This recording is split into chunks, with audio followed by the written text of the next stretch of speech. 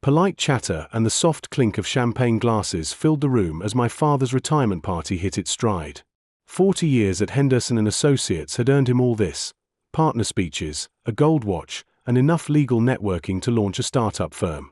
I stood off to the side, near the silent auction table, watching my family float through the crowd like seasoned diplomats, talking stocks, vacation homes, and Ivy League children. Everyone but me, of course. I had on a plain black dress I'd owned for years. My hair was in a messy bun, held up by a paint-stained tie I'd meant to replace. Even after scrubbing, faint streaks of ultramarine clung to my nails, leftovers from this morning's painting session.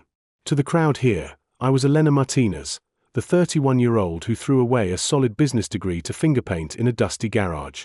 Elena, sweetheart. My Aunt Margaret drifted over with her practiced gala smile, the one she wore at fundraisers and art galas. Behind her came my Uncle Richard, my dad's younger brother, a real estate mogul. His wife, Patricia, clung to him, sparkling with jewelry. Their son David followed, newly promoted at some high-end investment firm. His wife, Jessica, practically glowed with the ease of someone who'd never had to check her balance. "Still in that little studio?" Patricia asked, trying to sound sweet. "Richard and I keep saying we should help you find something better. Maybe a one-bedroom in a safer neighborhood." "It works fine," I said, sipping water while they toasted with champagne that probably cost more than my monthly rent. "Studio?" Richard laughed. "That's being kind. It's a garage, Elena. You're 31. Don't you think it's time for a real job? I could get you in at my firm. Entry level. Nothing big, but a start." My cousin David nodded enthusiastically. "Uncle Richard's right, Elena. The art thing is fun as a hobby, but you need to think about retirement planning, health insurance, building equity. I could show you some investment portfolios that would set you up nicely if you started contributing now." "What kind of art do you even do?" Jessica asked, her tone suggesting she was inquiring about an exotic form of pest control. "Still those little paintings you used to give everyone for Christmas." The conversation was attracting attention now. Other family members drifted over, sensing drama or perhaps just curious about the annual "what are we going to do about Elena" discussion that happened at every family gathering. "She paints landscapes," my mother explained with the patient tone of someone discussing a child's finger painting phase. "Very pretty, very peaceful. She's quite talented, actually. It's just not exactly a career, you know." My younger sister, Amanda, chimed in, resplendent in her medical residency confidence. "Elena's paintings are actually really good. I have one in my apartment. It's just that the market for that kind of work is so limited. Maybe she could teach art classes or something. Make it more practical." "Teaching is a wonderful idea," agreed my Aunt Margaret. "Very stable. Good benefits. Elena, you should look into getting certified. The school district is always looking for art teachers." My father, the guest of honor himself, approached our growing circle. At 65, he still carried himself with the bearing of a successful attorney, his silver hair perfectly styled, his custom suit impeccable despite the evening's festivities. He'd worked his entire life to build a respected career and comfortable lifestyle that had allowed him to send both his daughters to prestigious universities. "What's all the excitement over here?" he asked, though his expression suggested he already knew. "We're just discussing Elena's future," Uncle Richard explained, trying to help her see that she needs to make some practical decisions about her career. "This art phase has gone on long enough." "Phase?" I repeated softly. "Well, yes," Patricia said with a laugh. "I mean, it's been what, 10 years now? At some point, you have to grow up and join the real world. Look at Amanda, she's going to be a surgeon. Look at David, he's already making 6 figures in finance.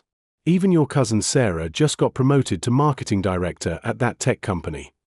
Speaking of which," David added, "Sarah's company is looking for a graphic designer.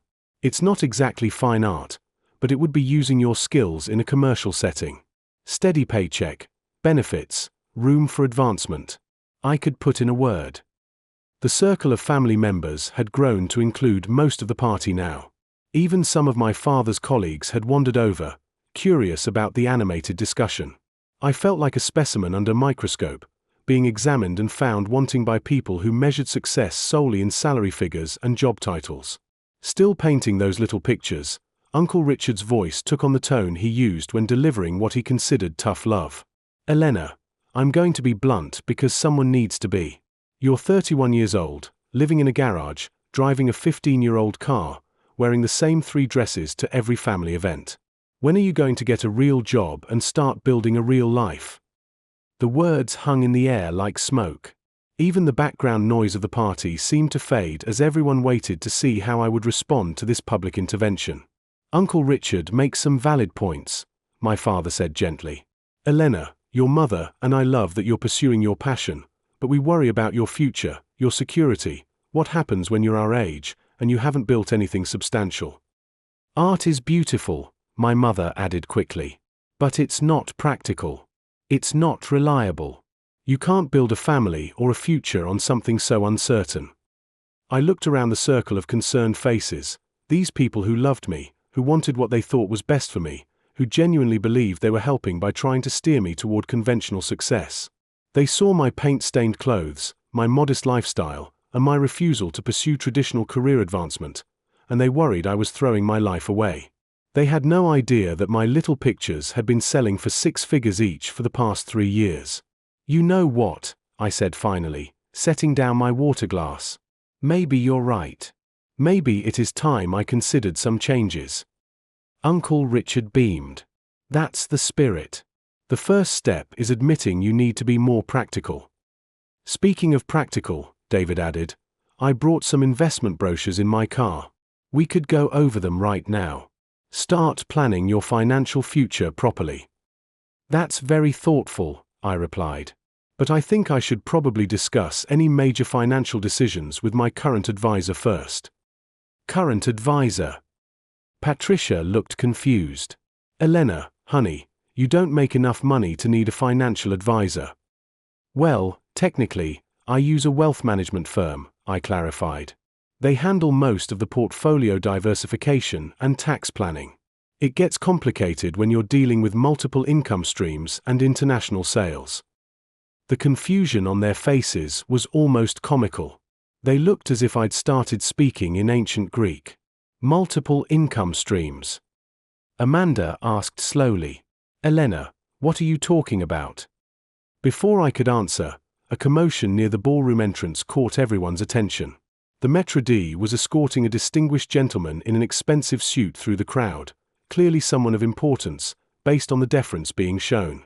That's Marcus Whitfield, someone whispered. He owns the Whitfield Gallery downtown. What's he doing here? The distinguished man was scanning the room, clearly looking for someone. When his eyes found me, his face lit up with genuine pleasure, and he began making his way through the crowd with purposeful strides. Oh no, I muttered under my breath. Miss Martinez. Marcus Whitfield's voice carried across the ballroom as he approached our group. There you are. I've been looking everywhere for you. I have wonderful news about your collection. The circle of family members parted like the Red Sea as he reached us, his presence commanding immediate attention.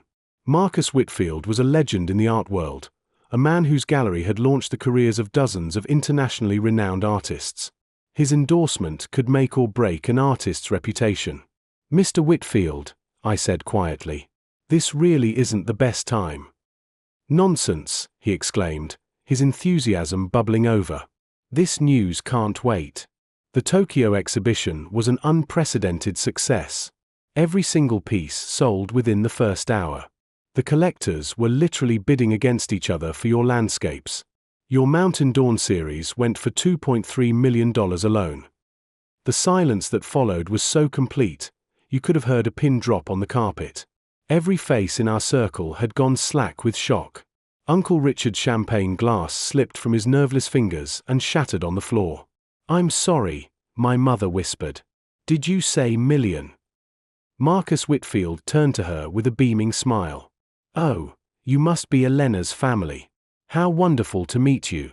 Yes, $2.3 million for just 3 pieces in that series. The complete Tokyo collection totaled $15.7 million in sales. Absolutely extraordinary for a single exhibition. 15. David's voice cracked. $15 million. And that's just this month's sales, Marcus continued cheerfully. Between the Tokyo exhibition, the private collector sales in London, and the permanent installations we've placed in major museums, Elena's annual income is approaching the 8-figure range. We're projecting she'll cross the $50 million threshold in annual sales within the next 18 months. He turned back to me, oblivious to the shell-shocked faces surrounding us. Which brings me to why I'm here. The Louvre has made an offer for your Eternal Seasons collection. They want to create a permanent wing dedicated to contemporary American landscape painting, with your work as the centerpiece. The acquisition offer is $75 million for the complete collection. The Louvre, Amanda whispered, as in the Louvre in Paris. The very same, Marcus beamed. Elena would be the youngest American artist ever to have a permanent exhibition there. It's absolutely unprecedented. Uncle Richard made a sound like a deflating balloon. Patricia had gone completely white. David was staring at me as if I'd suddenly sprouted wings. Elena, my father's voice was barely audible. Is this real? I tried to tell you, I said softly. You just never asked about the details.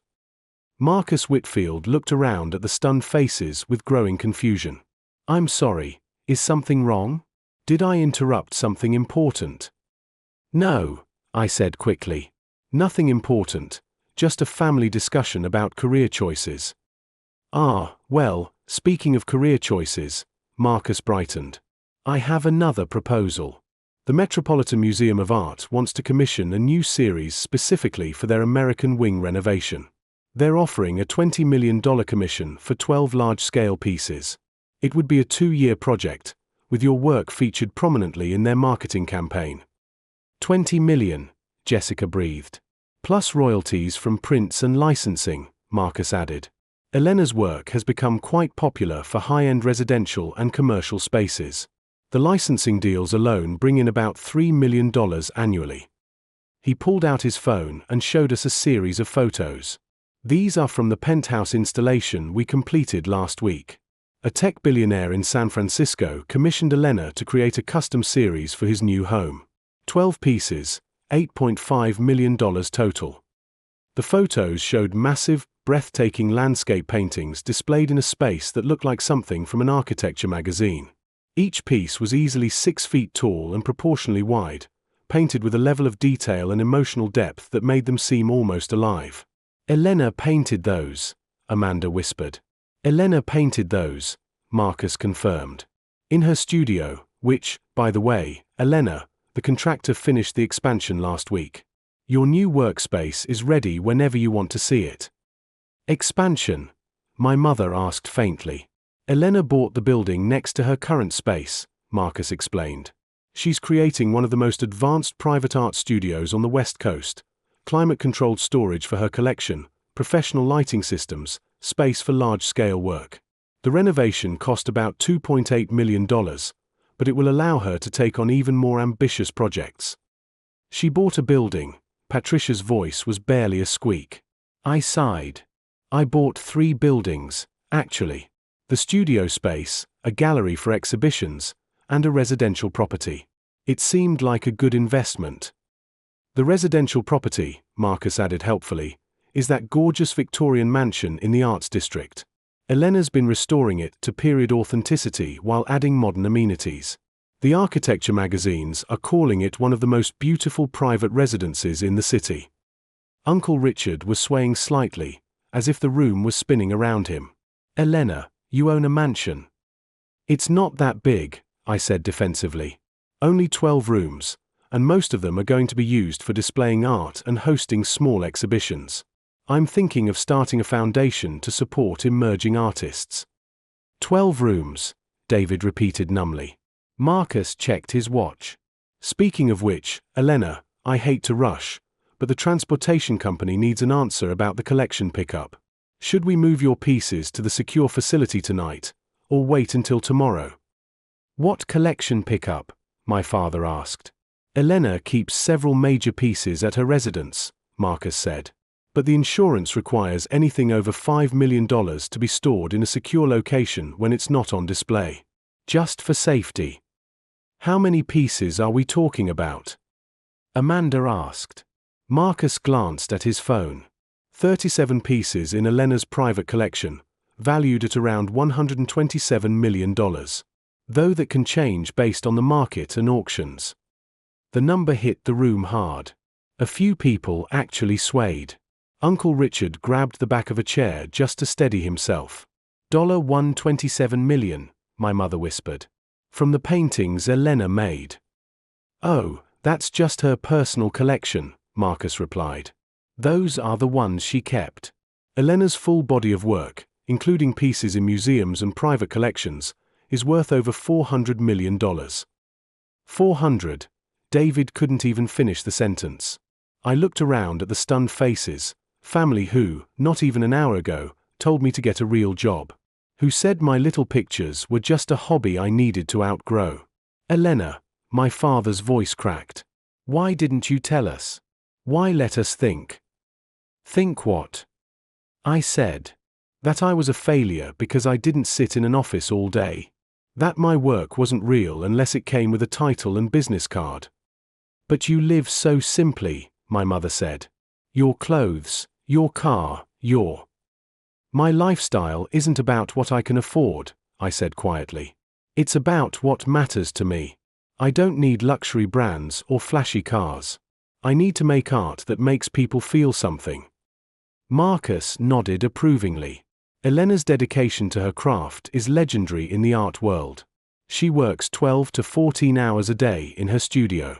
She's turned down lucrative commercial projects that didn't align with her artistic vision. Her integrity is part of what makes her work so sought after. You turned down commercial projects? Uncle Richard asked weakly. Last month, I declined a $12 million commission from a casino chain, I confirmed. They wanted me to create pieces that would encourage gambling. It didn't feel right. You turned down $12 million. Patricia sounded like she might hyperventilate. Money isn't everything, I said. Artistic integrity matters more than profit. Marcus checked his watch again. Elena, I really do need an answer about the transportation. The security team is standing by. Go ahead with the pickup, I decided. I trust your judgment about the storage facility. Excellent. And the Louvre decision? They need an answer by Monday. I considered for a moment. Tell them yes, but I want to negotiate the terms. I don't want my work treated as just another acquisition. I want to be involved in the exhibition design and the educational programming. Brilliant approach, Marcus beamed. I'll set up a call with their curator tomorrow. As he walked away, presumably to coordinate the movement of millions of dollars worth of art, I turned back to my family. They were all staring at me as if seeing me for the first time. Elena, Uncle Richard's voice was full of awe, I owe you an apology. A massive, groveling apology. We all do, my father added quietly.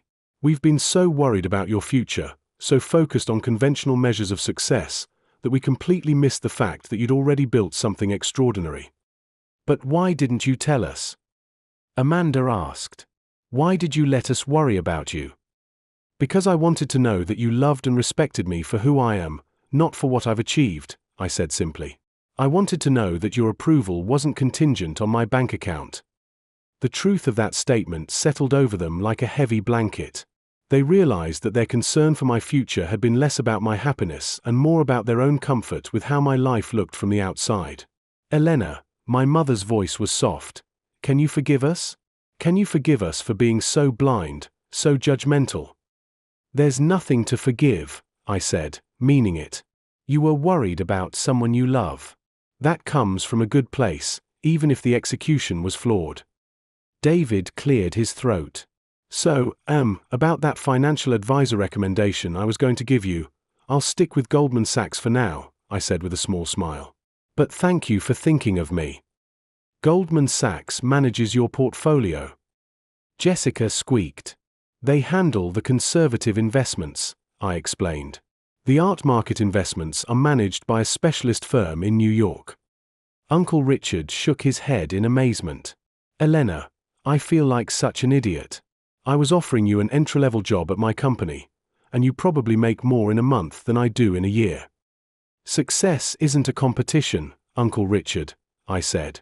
Your real estate business is impressive and important. You've built something meaningful. But not like this, he gestured vaguely, presumably encompassing my entire artistic empire.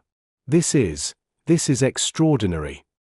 It's what happens when you follow your passion and work harder than everyone else thinks is reasonable, I said. And when you get lucky with timing and market conditions. Luck had nothing to do with it, my father said firmly. This is talent and dedication and vision. We were just too caught up in our own definitions of success to see it. Marcus reappeared at my elbow. Elena, the transportation is arranged. Your pieces will be secure by midnight. And I've confirmed the call with the Louvre for 9 a.m. tomorrow, Paris time. Shall I arrange for the private jet, or would you prefer to handle the travel yourself? Private jet, several family members said in unison. I'll handle my own travel arrangements, I said quickly. But thank you for coordinating the call. Of course.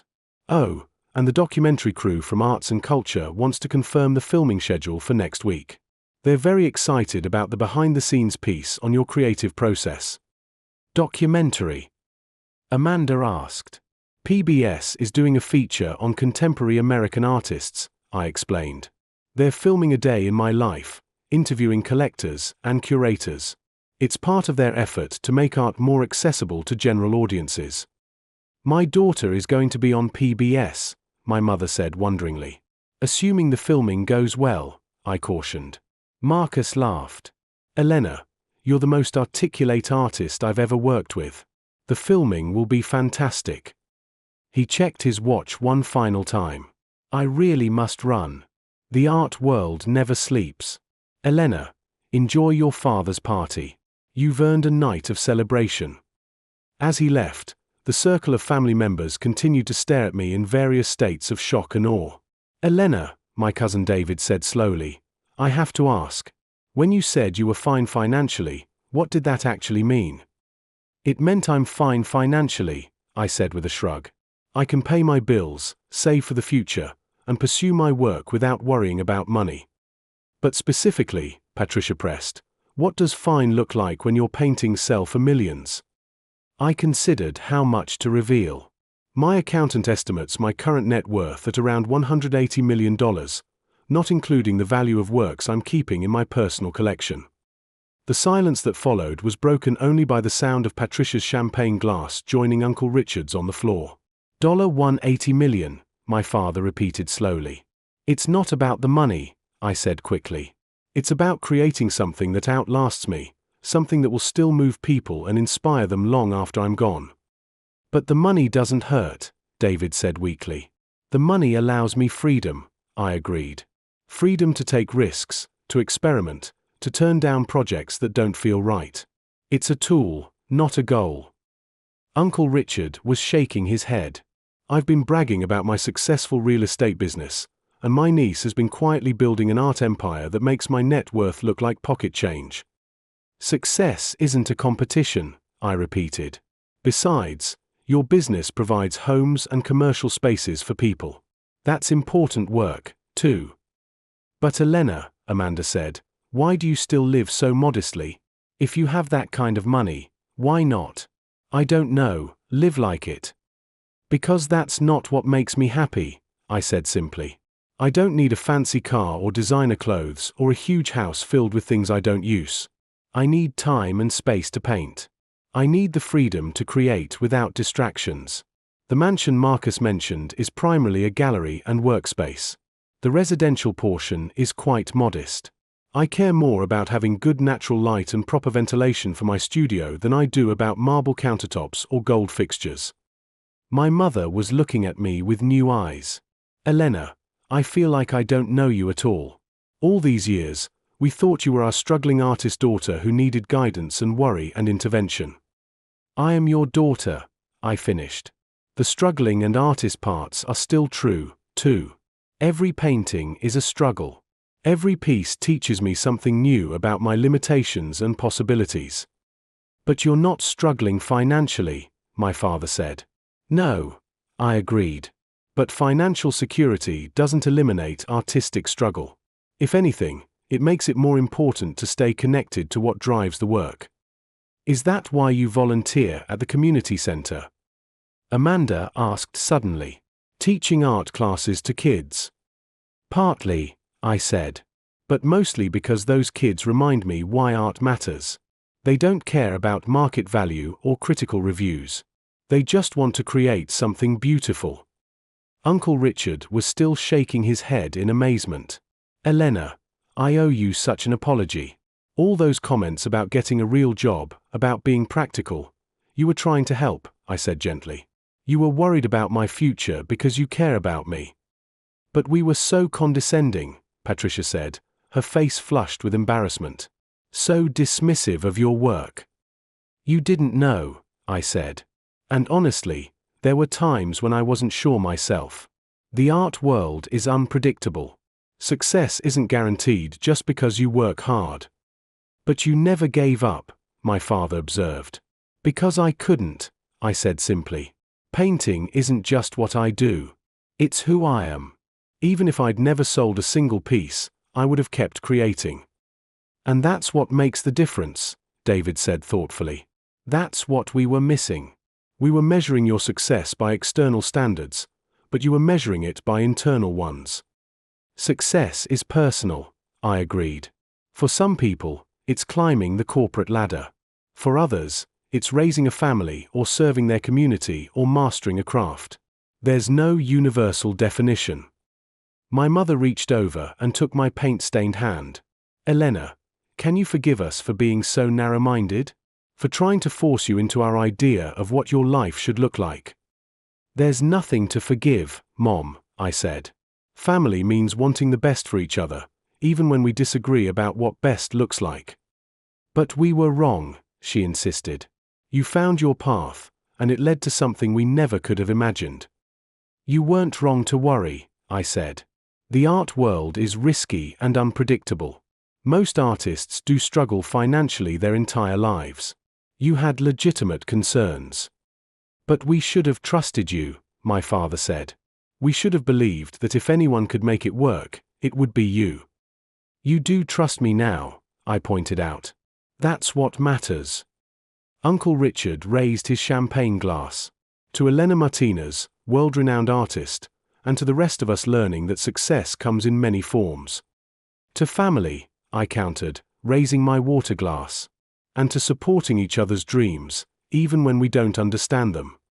As the evening wound down and the last guests departed, my family gathered around me with new respect and understanding. They had learned something important about assumptions and success and the danger of measuring other people's lives by your own standards. And I had learned something, too, that sometimes the people who love you most need to see your achievements recognized by the outside world before they can fully appreciate what you've built. It wasn't ideal, but it was human. 3 months later, the PBS documentary aired, featuring my family prominently in segments about the importance of supporting artists. Uncle Richard had become one of my biggest advocates, using his real estate connections to help other artists find affordable studio spaces. My father, in particular, had embraced his role as the parent of a successful artist. He'd started attending gallery openings and art fairs, learning the language of the art world with the same dedication he'd once applied to legal briefs. But the biggest change was in how we talked to each other. No more assumptions about what success looked like. No more dismissive comments about unconventional career paths. We had all learned to ask questions instead of making judgments. And every family gathering now included a new tradition, a toast to following your passion, wherever it might lead.